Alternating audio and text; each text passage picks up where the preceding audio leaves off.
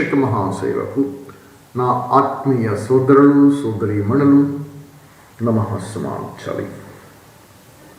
వేదాలను చదువుదామా? వేదాలను చదివిద్దామా? వేదాలను విందామా? వినిపిద్దామా? వేదమే ధర్మం, వేదమే మతం, వేదమే ఈశ్వరుడు, వేదమే సర్వం, సర్వ ఖజానాల ఘని భాండాగారం వేదం. నా ప్రియ ఆత్మీయ సోదరులు, వేదాన్ని గ్రహించండి, తెలుసుకోండి, అర్థం చేసుకోండి. మూఢ విశ్వాస అంధ ఆచార సాంప్రదాయాల నుంచి బయటికి రండి, అర్థం చేసుకోండి. సరే, ఈరోజు మనకి వేదమంత్రం 28 ఏం చెప్తుంది అంటే,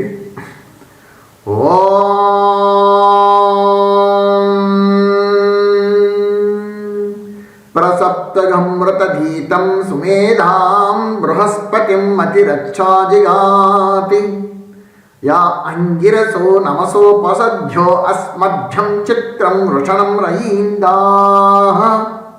ఋగ్వేదము 10వ మండలం 47వ సూక్తం 6వ మంత్రం అనేది మనకు కనబడుతుంది. దీనికి భావార్థము, ప్రతిపదార్థం ఎందుకు మరి టైం ఎక్కువైపోతుంది, వివరణ ఇవి చూద్దాం. భావం: ఎవరు ప్రాణ విద్యలో నిపుణులో, నమస్కరిస్తూ సమీప యోగ్యులో, జ్ఞానేంద్రియాలు మనస్సు బుద్ధి పొందదగినవారు, సత్య విచారణశీలురు, ఉత్తమ బుద్ధిశాలురు, మహాజ్ఞానులు, వారే జ్ఞానకర్మలను పరిపూర్ణముగా పొందదగిన వారు. ఓ దేవా, చిత్రమైన సుఖదాయకమైన ఆ ధనాన్ని మాకు ఇమ్ము. ఏ ధనము? ప్రాణవిద్య. అది ప్రాణవిద్య అనేటప్పటికీ ఇక్కడ మీరు అందరూ గ్రహించాలి. యోగాలు చేస్తే రోగాలు పోతాయి అంటున్నారు, భగవంతుని స్మృతి చేస్తే రోగాలు పోతాయి అంటున్నారు, ఆయు ప్రమాణం పెరిగిపోతుంది అంటున్నారు. నిజమే, ఏం తప్పులేదు. యోగాలు చేస్తే రోగాలు పోతాయి డెఫినెట్గా. మరి భగవంతుని స్మృతి చేస్తే రోగాలు పోతాయి అంటారు, ఇది సత్యమే. కానీ యోగాలు చేస్తే రోగాలు పోతాయనే దానిలోనే దారి తప్పేస్తున్నారు. ప్రామాణికముగా మనకి యోగ దర్శనం ఉంది. పతంజలి మహర్షి అద్భుతంగా దానికి భాష్యాలు చెప్పుకుంటూ తీసుకొచ్చేసేసారు. దాని ప్రమాణాలతో యోగ సాధన చేస్తే అప్పుడు రోగాలు పోతాయి. అలాగే యోగ సాధనలో స్మృతి జరగాలి. స్మృతి చేస్తే రోగాలు పోతాయి అంటున్నారు కదా, యోగ సాధనలో స్మృతితో కలిపి యోగ సాధన, అది ప్రాణకర్మ అన్నమాట. ఆ విధమైన స్మృతితో ప్రాణకర్మ అనే యోగ సాధన చేస్తే మీ ఆయు ప్రమాణం పెరుగుతుంది, రోగాలు పోతాయి, చక్కగా ఉంటున్నారు. ఈ మధ్యన కొన్ని ఆధ్యాత్మిక సంస్థలు, కొన్ని ఏంటి చాలా మట్టికి అలాగే ఏంటంటే యోగా చేస్తే ఆయు ప్రమాణం పెరుగుతుంది అని చెప్పేసి మాట సత్యమైనప్పటికీ కూడా మరి ఏమి యోగాలు చేస్తున్నారు? రాజయోగం చెప్పేసి మధ్యన కొన్ని వచ్చాయి, అలాగే రకరకాల యోగాలు వచ్చాయి. అందరికీ బీపీలు వచ్చేస్తున్నాయి, అందరికీ షుగర్లు వచ్చేస్తున్నాయి, కీళ్ళ నొప్పులు నడు నొప్పులు వచ్చేస్తున్నాయి. మరి యోగాలు చేస్తున్నారు కదా, అవి పోవాలి కదా, ఎక్కడ పోవటం లేదు. దేని సంగతి దానిదే అంతే.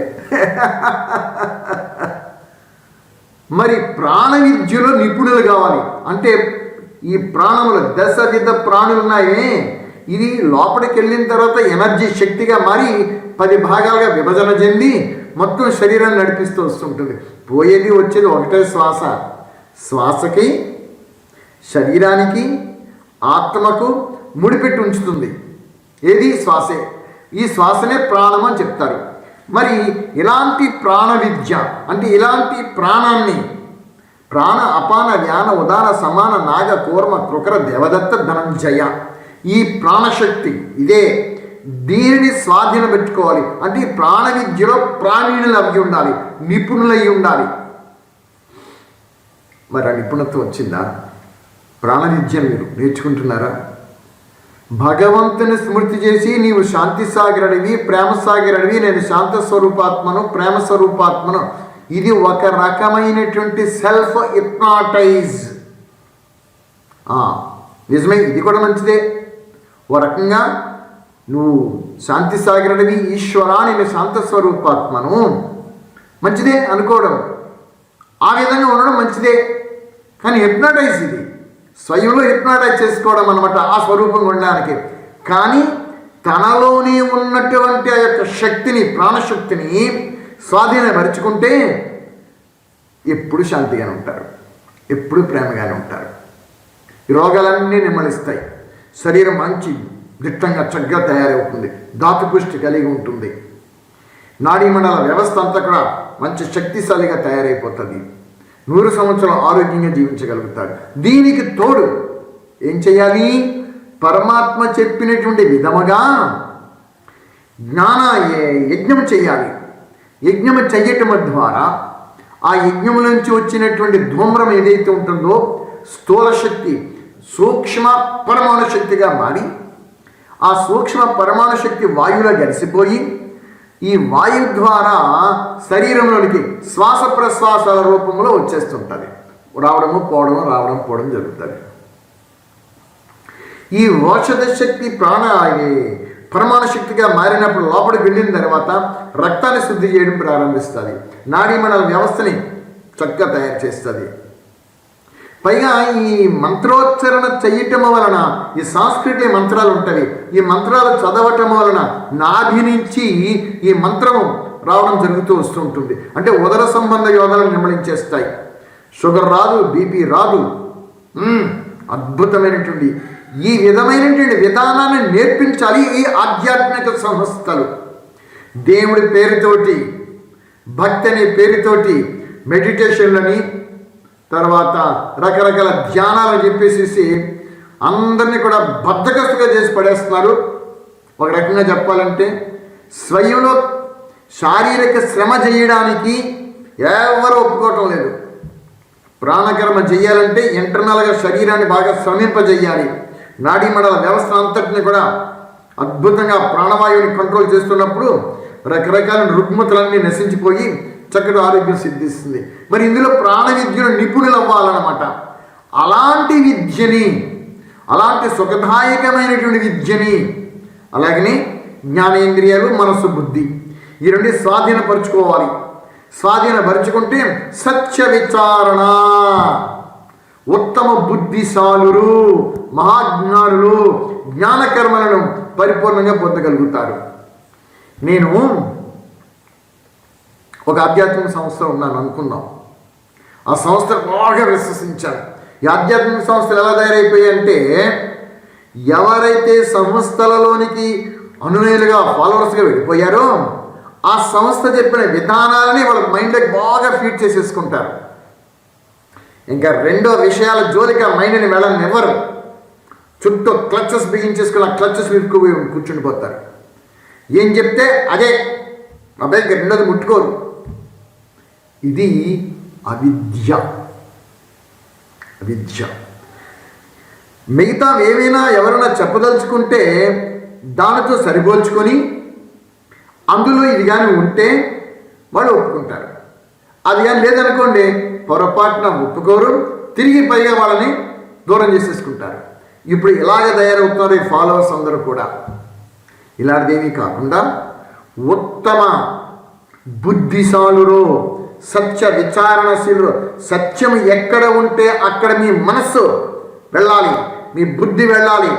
సత్యాన్ని సత్యంగా స్వీకరించేటటువంటి శక్తి, మానసిక శక్తి మీకు ఉండాలి. సత్యాన్ని సత్యంగా స్వీకరించడానికి మనస్సు అంగీకరించకపోతే మీరు ఎక్కడున్నట్టు లెక్క, దానిలో ఇరుక్కున్నారు. మీ బుద్ధి ఇంకా వికసించలేదు, మీ మనస్సు కూడా అట్లాగే బిగించుకొని కూర్చున్నది. మరి మీరు జ్ఞానులు ఎలాగా అవ్వగలుగుతారండి? మీరు జ్ఞానంతో కర్మలు ఎలా చేస్తారు? మీ మనసులో ఒక భావం ఉంటుంది, దానికి అనుగుణంగా మీరు నడుస్తూ ఉంటుంటారు. దానికి వ్యతిరేకంగా ఏదైనా సరే మీకు వస్తే మీ మనసు అంగీకరించదు. ఇక అంతే, అంగీకరించదు. ఈ విధానంగా మీరు వెళ్ళేటటువంటి వారు ఏమైపోతారంటే మోగ మోగ కర్మాణో మోగ జ్ఞాన విచేత సహా రాక్షసీ మోహిని అసురీం శ్రితాహ. అంతే, ఇది వ్యర్థమైన జ్ఞానం అయిపోతుంది, వ్యర్థమైన కర్మలు అయిపోతాయి, అసురు సంబంధితమైనటువంటి మోహంతో కూడిన కర్మలు అయిపోతాయి. అంటే మీరు ఆ జ్ఞానంతో దానితోటి మీరు మోహం పెంచుకున్నారు, అంటే మోహం పెంచుకున్నారు. మీ మనస్సు మీరు ఏదైతే పట్టుకున్నారో సిద్ధాంతము, ఆ సిద్ధాంతమే సత్యమని ఆ సిద్ధాంతాన్ని పిడివాదంతో పట్టుకుని కూర్చుంటున్నారు. ఇది మీ ఆధ్యాత్మిక ప్రగతికి పక్క విరోధమే, అడ్డుకట్టే. ఇది మీ ఉన్నత జరగనివ్వదు. మరి ఏం చేయాలి? వివరణ చూద్దాం, ఏం చెప్పారో చూద్దాం. వివరణ. మతిహి జ్ఞానకర్మలు, సప్తగుం 5 జ్ఞానేంద్రియాలు, మనస్సు, బుద్ధి. ఈ 7 మానవుడికే అంటే ఆత్మకే ముఖ్యమైనటువంటివి. జీవుడు శరీరం ధరించిన తర్వాత ఆత్మ చైతన్య శక్తి అయితే ఆ ఆత్మకు సర్వ విధాల తోడులో ఉంటూ బాహ్య ప్రపంచము తాలూకా విషయాలను సేకరిస్తూ ఈ జ్ఞానేంద్రియాలు, ఈ మనస్సు వాహకంగా విడిపోతుంది. జ్ఞానేంద్రియాల ద్వారా బుద్ధి నిర్ణయించుకుంటుంది. బుద్ధి అనేటటువంటి ఒక ఇన్స్ట్రుమెంట్ ద్వారా నిర్ణయించుకుంటుంది. ఈ 7 అత్యవసరము, ఈ 7 ముఖ్యమైనవి అన్నమాట. జడులైన వానితో ప్రయోజనం లేదు, అంతే. జడులు అంటే మందబుద్ధులు. మందబుద్ధులు ఏంటంటే వాళ్ళకి ఇదేం మంచిది, ఇంకా అవసరం లేదు. వాళ్ళకి ఎలా పోతుంటే అలా పోతుంటే, ఎలా వస్తుంటే అలా పోతుంటారు, అలా ఏం చేస్తే చేసుకోవాలి వాళ్ళకే తెలియదు, అలాంటి అవసరం లేదు. ఒక్క మానవుడికి తప్ప సృష్టిలో జీవరాశికి దేనికి జ్ఞానేంద్రియాలు, బుద్ధి, మనసు లేవా అని భావించరాదు. అన్నింటికీ ఉన్నాయి. ప్రతిదానికి పశుపక్షాదులైతే కావచ్చు, సమస్త జీవకోటికి ఈ జ్ఞానేంద్రియాలు ఉంటాయి, మనస్సు, బుద్ధి 2 ఉంటాయి. కాబట్టి మీరు పరీక్షించి చూడండి. ఒక ఏదైనా పశువుని మీరు పరీక్షిస్తే వాటి నడవడికలు, అటు మూమెంట్స్ అన్నీ మన అలాగే ఎలా ప్రవర్తిస్తాం అవి అలాగే ప్రవర్తిస్తాయి. కానీ అవి అతి సామాన్య స్థాయిలోనే మాత్రమే వాటికి ఉంటాయి. అయితే వానికంట మతిహి అంటే జ్ఞానకర్మలు మానవుని యందు విశేషమైనవి. ఇప్పుడు ఎలాగొచ్చామంటే అండి, దానికి ఫిక్స్ అయిపోయి దాని ఏంటి పక్క ఉండిపోతున్నాం. అది తప్పని చెప్తున్నా వినటం లేదు. అబ్బే, ఈ రకరకాల ఆధ్యాత్మిక సంస్థలలోనికి వెళ్ళిపోయి ఆ స్థాపకులు ఏం చెప్తున్నారో అదే సత్యము, ఇంక రెండోది వినం. వాళ్ళు కూడా అలా చెప్తున్నారు, ఏది మీరు వినకూడదు, ఏ గ్రంథాలు చదవకూడదు, ఏ పుస్తకాలు, ఏ శాస్త్రాలు చదవకూడదు, నేను చెప్పిందే మీరు వినాలి, మా దాంట్లో మీరు అలాగే ఉండాలి అని వాళ్ళు అలాగే చెప్పేస్తున్నారు. వీళ్ళ మైండ్ దానికి ట్యూన్ అయిపోతుంది. ట్యూన్ అయిపోయి ఇంకా అలాగే పరిధులు బిగించేసుకుని, క్లచెస్ బిగించేసుకుని ఆ క్లచెస్లోనే అందులోనే జీవనత్వం సాగించుకుంటూ పోతున్నారు. ఓ 9 లారీ ఇది తప్పరా, అది కాదే పద్ధతి, అది కాదు, ఇది నేర్చుకోండి, ఇది సత్యం అంటే అమ్మాయి నువ్వే తప్పు చెప్తున్నావు, నీ తప్పు. మా గురుగారు చెప్పారు, మా బాబాయ్ గారు చెప్పారు, అయితే మా గ్రంథాలు ఎలాగున్నవి, మా శాస్త్రాలు ఎలాగున్నవి, ఇవే సత్యము అంతే. కొండ బద్దకొట్టి మరీ వాదిస్తారు కూర్చొని. అలాంటి వారన్నమాట జడులు, మంద బుద్ధులు. కానీ మానవ జన్మ ఎత్తిన తర్వాత, ఈ మానవ శరీరాన్ని ధరించిన తర్వాత పశుపక్షాదులకి మనకి తేడా ఉంది కదా, మనలో విశేషంగా ఉన్నాయి కదా. ఇవి చదువు లేనటువంటి వాడు వింత పశువు, విద్య లేనివాడు వింత పశువు. మనకి విద్య ఉంది కదా, విద్య నేర్చుకోవాలి కదా, ఏది సత్యాలు గ్రహించాలి కదా. ఇది గ్రహించం, నేను ఏదైతే పట్టుకున్నాను ఇదే సత్యం, అంతే. ఇది ఆధ్యాత్మిక ప్రగతికి పెద్ద కట్ట, అడ్డుకట్టే. ఉన్నతి పొందలేరు. విశేషమైనవి. వాని చేతనే మానవుడు ఇతర జీవరాశుల కంటే విశిష్టుడై ఉన్నాడు. ఆ విశిష్టతను పొందేందుకు తగిన సాధన అవసరం. దానిని మానవుడు మాత్రమే చేసి విశిష్టతను అనగా జ్ఞాన కర్మను సాధించగలడు. ఏం జ్ఞానం సాధించారండి? సాధించినటువంటి వాళ్ళు మహానుభావులకి, వాళ్ళందరికీ నమస్సమాంచాలి. చాలామంది మూర్ఖత్వంతో వాదిస్తారు జ్ఞానం పట్టుకొని. చూస్తున్నాం కదండి ఇప్పుడు. వాళ్ళకి ఆ జ్ఞానం తెలియదు. లౌకికంలో కథ ఒకటి ఉంటున్నారండి, ఏమన్నా మా అబ్బాయికి చాలా గొప్ప తెలివినవాడండి. ఏంట్రా మీ అబ్బాయి తెలివి? వాడికి ఏమీ తొలిదండి. ఒకటి ఎవడు చెప్పినా వినండి. 2 ఒకటి అడుగు దొయ్యదు. రెండవది ఎవడు చెప్పినా వెండు. అది వాడు తెలివితేట, అదంటే వాడు గొప్పవడం. ఇప్పుడు ఆధ్యాత్మిక మార్గంలోనికి వచ్చి ఆ స్థాపకులకి వీళ్ళు అనుచరులుగా మారిపోయి వీళ్ళ మైండ్ని బ్లాక్ చేసేసుకుంటున్నారు. ఈ బుద్ధిని, ఈ మనస్సుని, ఈ మస్తిష్కాన్ని వాళ్ళు వికసింప చేసుకోరు. దాన్ని నిమ్మను నమ్మిన సిద్ధాంతమే ఇదే సత్యమని అని దానికోసమే వారు సర్వస్వం త్యాగం చేసుకుని వెళ్ళిపోతారు. మంచిదే, వెళ్ళిపోయినట్టు తప్పెవరిది. కానీ జ్ఞానం ఒకటి ఉంది కదా, వాళ్ళు నమ్మిన సిద్ధాంతము ఇది సత్యమా, ఇది ప్రమాణమా అని చెప్తున్నారు. ఈ ఆధ్యాత్మిక సంస్థ ఒకలా చెప్తుంది, ఇంకో ఆధ్యాత్మిక సంస్థ ఒకలా చెప్తుంది, ఇంకొక ఆధ్యాత్మిక సంస్థ ఒకలా చెప్తుంది. ఈ ఆధ్యాత్మిక సంస్థ అన్ని కూడా విభిన్న రీతిలో, విభిన్న విధానాలతో, విభిన్న సంస్కారాలతో, విభిన్న సాంప్రదాయాలతో వాళ్ళు వెళ్ళిపోతున్నాయి కదా. ఇవన్నీ సత్యమేనా చెప్పండి? ఇవన్నీ సత్యమేనా? మరి సత్యం ఒకటి ఉండాలి కదా. ఏది సత్యము? ఈ ఆధ్యాత్మిక సంస్థ నమ్మితే ఆ ఆధ్యాత్మిక సంస్థ తప్పు, ఆ ఆధ్యాత్మిక సంస్థ నమ్మితే ఇంకో ఆధ్యాత్మిక సంస్థ తప్పు. ఇలాగే ఆధ్యాత్మిక సంస్థలన్నీ ఇలాగే ఉన్నాయి, తగులుతోటి, గొడవలతోటి. అబ్బా, అంతర్గతంగా లోపల చాలా విభేదాలు ఉంటాయి, బయట మాత్రం సున్నితంగా చాలా చక్కగా కనబడుతూ వస్తూ ఉంటుంటారు. కానీ వీటన్నిటికీ ప్రమాణము ఒకటి ఉన్నది. ఆ ప్రమాణమే వేదము. ఆ వేదాన్ని ఎందుకు మీరు చదవరు? ఆ వేదాన్ని ఎందుకు స్వీకరించరు? అసలు వేదం ఏం చెప్పింది ఎందుకు మీరు పరిశీలించరు? అంతే. వీళ్ళు చెప్పింది పట్టుకుని కూర్చుంటున్నారు.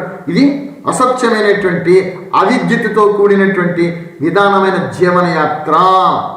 దెబ్బతింటారు వీళ్ళు. ఫ్యూచర్ డెఫినెట్గా దెబ్బతినేస్తారు.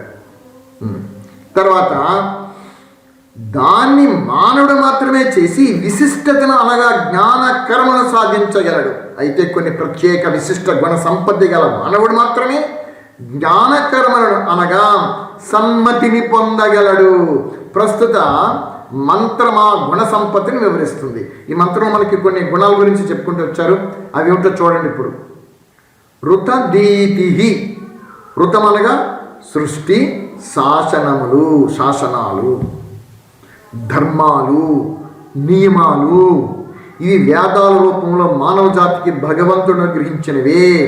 వేదాల ద్వారా ఆ వృతాన్ని తెలుసుకొని ఆచరణలో పెట్టి సచ్చీలుడు కావాలి మానవుడు. ఇప్పుడు చెప్పండి, సృష్టి, శాసనాలు, ధర్మాలు, నియమాలు ఇవే కదా ముఖ్యము.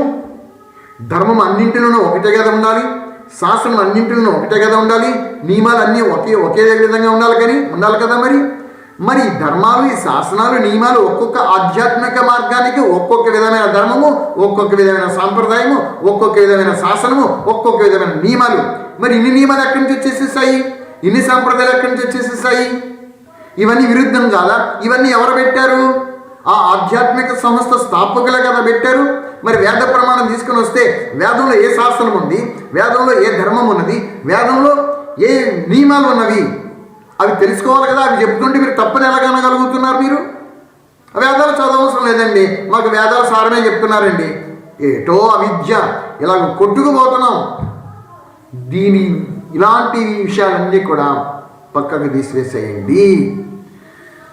వేదాల రూపంలో మానవ జాతికి భగవంతుడు అనుగ్రహించినటువంటివి. వేదమే పరమాత్మ అనుబంధం వచ్చింది, పరమాత్మ ద్వారా వచ్చింది. ఈశ్వరీయ వేదము. వేదాల ద్వారా ఆ వృత్తాన్ని తెలుసుకుని ఆచరణలో పెట్టేటువంటి సచ్చీలుడు కావాలి మానవుడు. ఆ వేద ప్రమాణాలతో ఉండినటువంటి నియమాలు ఏవైతే ఉన్నావో ఆ నియమాలను తీసుకొని మనం ఆచరించి మన జీవన విధానంలో చూపించాలి. వాడు సత్యశీల సంపన్న స్వరూపుగా మారుతాడు. ఆ వేదం చెప్పింది పక్కన పెడతాము. ఈ గురువులు, సాధువులు, ఈ బాబాలు ఉన్నారు కదా, రకరకాల బాబాలు వచ్చేసారు. ఈ బాబాలు పట్టుకొని వాడికి బుద్ధికి ఏది వస్తో చెప్పుకుంటూ వస్తుంటే అదే నమ్ముకొని వచ్చేస్తున్నారు. అక్కడ దాకా ఎందుకు నేను ఉన్నానండి. ఇప్పుడు దగ్గర ఒక 3,000 మంది 4,000 మంది ఫాలోవర్స్గా తయారవుతున్నారు. నేను ఏదైనా తప్పు చెప్పాను అనుకోండి, ఈ 400 మంది 4,000 మంది అదే ఫాలో అయిపోతారు. ఈ 4,000 మంది అది ఫాలో అయిపోతున్నప్పుడు కొన్ని సంవత్సరాలు జరిగినప్పటికీ ఈయన ఏం తప్పు చెప్పానో అదే సత్యమనేస్తే ఎలా సాగుతుంది? అది చెప్పండి, అది ఎలా యాక్సెప్ట్ చేస్తారు? ఎవడో మధ్యన వచ్చి ఒరే అబ్బాయి అది కాదురా, తప్పు చెప్పారు, అలాగే ఇది కరెక్ట్ అని చెప్తే అబ్బా నువ్వు చెప్పింది తప్పు, మా గురుగారు చెప్పారు అదే కరెక్ట్. ఇవి ఇలా తయారైపోయాం. అసలు తప్పు ఎక్కడ జరిగింది? నాలో జరిగింది తప్పు. నేను తప్పు చెప్పాను, అది వీళ్ళందరూ అనుసరిస్తూ పోతున్నారు. అది కొన్ని రోజులకి సత్యమైపోయింది, అందులో స్కిల్ సంపాదించేశారు, నైపుణ్యత వచ్చేసేసింది, దాన్ని ప్రమాణాలుగా చూపించేస్తున్నారు. అసలు తప్పు వాళ్ళది కాదు, నాది తప్పు. నేను చెప్పినటువంటి జ్ఞానం ఏదైతే ఉందో ఈ జ్ఞానము సత్య ప్రమాణముగా ఉందా అని మొట్టమొదట వినేటటువంటి వారు ఫాలోవర్స్ పరిశీలించాలి. అలా ఎవరు పరిశీలించరు. చల్తే కా నామ్ గాడి చల్నే తో ఐసా చల్ రహా హై, చల్తా హై కహా తక్ చల్ రహా హై. అలా తయారైపోతున్నాం. ఇది జరుగుతున్న విధానం.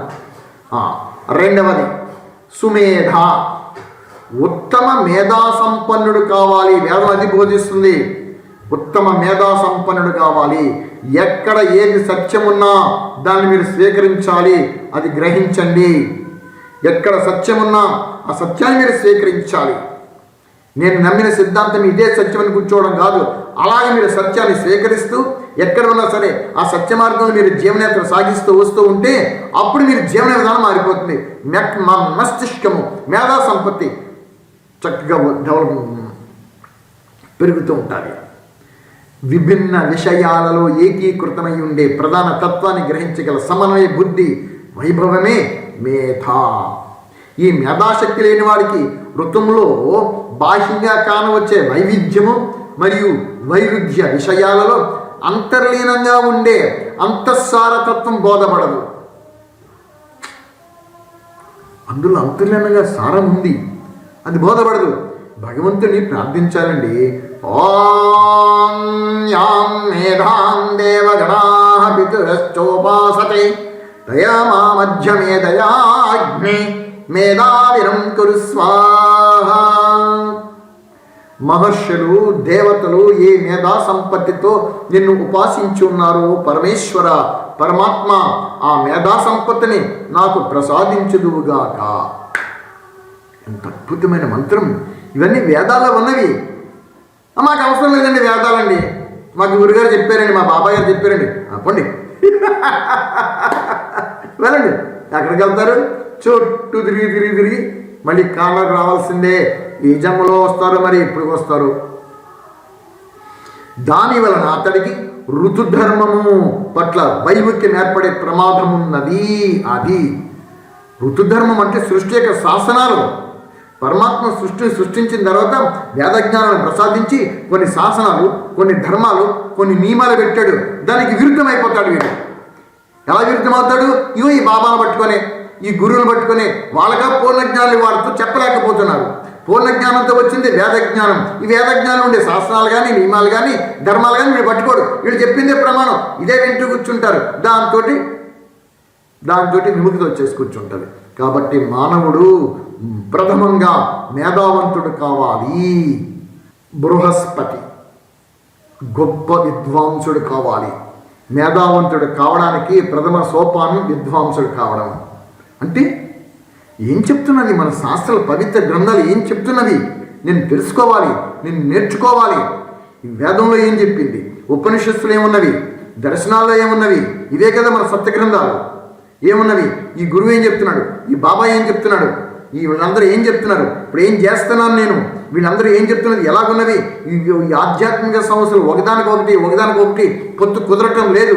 మరి వేదంలో ఎలా ఉందా, ఉపనిషత్తులు ఎలాగ ఉన్నదా, దర్శనాలు ఎలాగ ఉన్నదా, ఏది సత్యము, దేనిని నేను విశ్వసించి నడవాలి అన్న జ్ఞానం రావాలి కదండి. బ్లైండ్గా ఫాలో అయిపోవడమేనా? Blind sentiment, sentiment, realisation sentiment. మీరు ఏ సెంటిమెంట్లో ఫాలో అవుతున్నారండి? ఆత్మజ్ఞానం, అందరూ చెప్పేది అదే ఆత్మజ్ఞానం, ఆత్మ శరీరం కాదు, చైతన్య శక్తి, మా విషయాల్లో అదే శక్తి ఉంటుంది, అదే జ్ఞానం ఉంటుంది. కానీ శాసనాలు ఎందుకు మారిపోయి, నియమాలు ఎందుకు మారిపోయి, ధర్మాలు ఎందుకు మారిపోయి?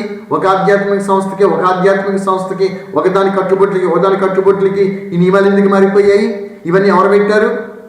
ఇవన్నీ కూడా వేదాలతో సమ్మతంగా ఉన్నవా? వేదాలలో సమ్మతంగా ఉండినప్పుడు ఇన్ని నియమాలు ఎందుకే మధ్య నుంచి కూర్చున్నవి? ఇవన్నీ ఎవరు పెట్టారు? ఈ ఆచార సాంప్రదాయాలు. ఇది గ్రహించాలి కదా, ఎవరు గ్రహించరు.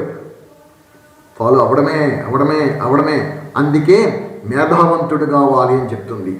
అంటే సంపూర్ణ విద్యావంతుడు కావడము. విద్యను నేర్చుకోండి. కణం ఎలాగొచ్చింది, అణువు ఎలాగొచ్చింది, ఈ సృష్టి ఏమిటి, ఈ ప్రకృతి ఏంటి, ఈ ద్రవ్యరాశి ఏమిటి, ఆత్మ ఏమిటి, పరమాత్మ ఏమిటి, ఈ జ్ఞానం ఏమిటి, వేదం ఏం చెప్పింది, ఇవన్నీ తెలుసుకోకుండా బ్లైండ్గా ఫాలో అయిపోవడమేనా? అయిపోండి.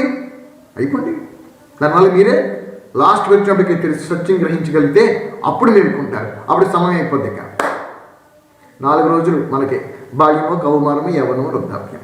బాల్యం అయిపోతుంది, తెలియకుండా గడిచిపోద్ది.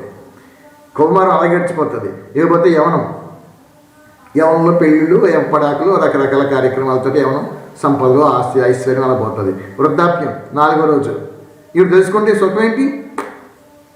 వెళ్ళిపోవడమే, మళ్ళీ జన్మకి రావడమే. అందుచేత అర్థం చేసుకోండి, విద్యావంతుడు కాని వాడికి మేధాశక్తి ఎలా జనిస్తుంది? విద్య జ్ఞానాన్ని ప్రాప్తం చేసుకోవాలి కదా. నేను ఏ జ్ఞానాన్ని నమ్మానో అదే సత్యం అనుకుంటే ఎలాగవుతుంది? అసలు జ్ఞానం ఏం చెప్తుంది? ఇవన్నీ గ్రహించాలి కదా, తెలుసుకోవాలి కదా. ఈ జ్ఞానాన్ని ఆర్జన చేయకపోతే మీ మేధాశక్తి ఎలా డెవలప్మెంట్ అవుతుందండి? ఎలా పెరుగుతుందండి? అదే చెప్తున్నాడు. ఎలా ప్రబుద్ధమవుతుంది? మేధావంతుడు విద్వాంసుడు కానివాడు వృత్తాన్ని గ్రహించనేలేడు. అంటే పరమాత్మ శాసనాలు ఏవైతున్నావో ఆ శాసనాలు గ్రహించలేడు. ఇక ఆచరణ ఎక్కడ వస్తుంది వీళ్ళకి? ఈ ఆధ్యాత్మిక సంస్థ చెప్పిన ఆచారాలు ఇవి వచ్చేస్తాయి. ఇవి పట్టుకుని వెళుతుంటుంటారు. కాబట్టి మనిషి బృహస్పతి కావడం అత్యావశ్యకము. అంగీరస అంటే మంత్రాలు అనేది ఒక్కొక్క దానికి విడమరిసి చెప్తున్నది అనమాట. ఇక్కడ ప్రాణ విద్యా నిపుణుడు కావాలి. ప్రాణకర్మ నేర్చుకోండి. అప్పుడు నేను అదే గూగుల్ మీట్ని పెట్టబోతున్నాను, త్వరలో ఓపెన్ అవుతుంది. అందరూ కూడా మీరు ఎవరెవరైతే ప్రాణ విద్య నేర్చుకోవాలనుకుంటున్నారో జాయిన్ అవ్వండి, లింక్ పంపిస్తాను, మీకు నేర్పిస్తాను. సరే, ప్రాణ విద్యా నిపుణుడు కావాలి. జ్ఞాన కర్మలను నిజ జీవితంలో సమన్వయించుకొని జీవనయానం సాగించేవాడు కావాలని దీని అర్థము. అట్టి వాడే తాను జ్ఞానకర్మలను ఆచరిస్తూ సమాజం చేత ఆచరింపజేయగల ఆచార్యుడిగా కాగలడు. ఈ సద్గుణాలు కలవాడనే వేదం నమసోపసద్య నమస్కార పూర్వకంగా చేరదగిన వాడిని ప్రశంసించింది. అట్టి సర్వజన వంచుడు కావడమే ఒక గొప్పదనం. ఓ భగవాన్, అసభ్యం చిత్రం పురుషం రయిందాహ, అట్టి సుందరమైన మహాధనాన్ని మాకు కూడా ప్రసాదించు అని అందరూ కోరుకోవాలని వేదం హితవు పలుకుతుంది. మరి మనం కూడా ఆ వేద హితాన్ని విని ఆచరిద్దామా? నా ప్రియ ఆత్మీయ సోదరులు, సత్యాన్ని గ్రహించండి, సత్య మార్గంలో నడవండి. వేదమే సత్యము, వేదమే ప్రమాణము, వేదమే ఈశ్వర్యము, వేదమే జ్ఞానము. అద్భుతమైన జ్ఞాన భాండాగారం వేదం. అలాంటి వేదాలను చదవకూడదని కొంతమంది చెప్పుకుంటూ వచ్చేస్తున్నారు. వేద జ్ఞానం కొంతమంది విపరీతంగా అర్థాలతో చెప్పుకుంటూ పోతున్నారు. సర్వత్రా నిషిద్ధం ఇవి. నా ప్రియ ఆత్మీయ సోదరులు, వేదాలని తెలుసుకోండి, వేద జ్ఞానాన్ని అర్థం చేసుకోండి. నమః సుమాంజలి.